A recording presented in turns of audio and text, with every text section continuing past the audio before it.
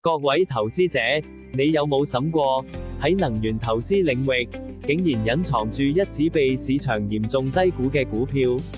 今日，我哋就嚟揭秘 Civitas Resources， 佢嘅 DCF 內在價值高達驚人嘅788美元，但係目前股價竟然只係大約27美元。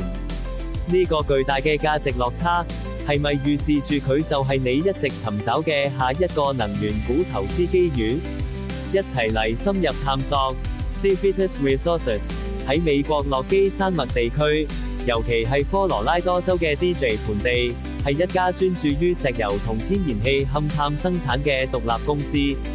佢哋唔單止高效開發資源，仲非常注重環境責任。現時市值超過23億美元，係能源領域嘅重要玩家。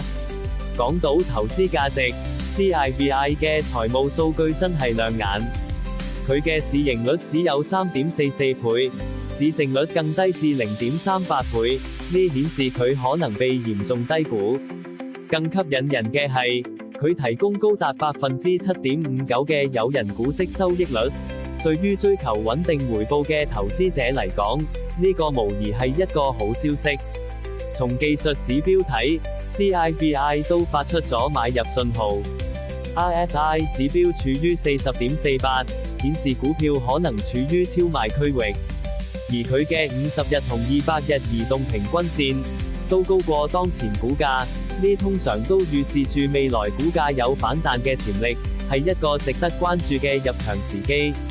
但最令人震驚嘅係，根據貼現現金流 DCF 模型分析， CIVI 嘅內在價值高達788美元。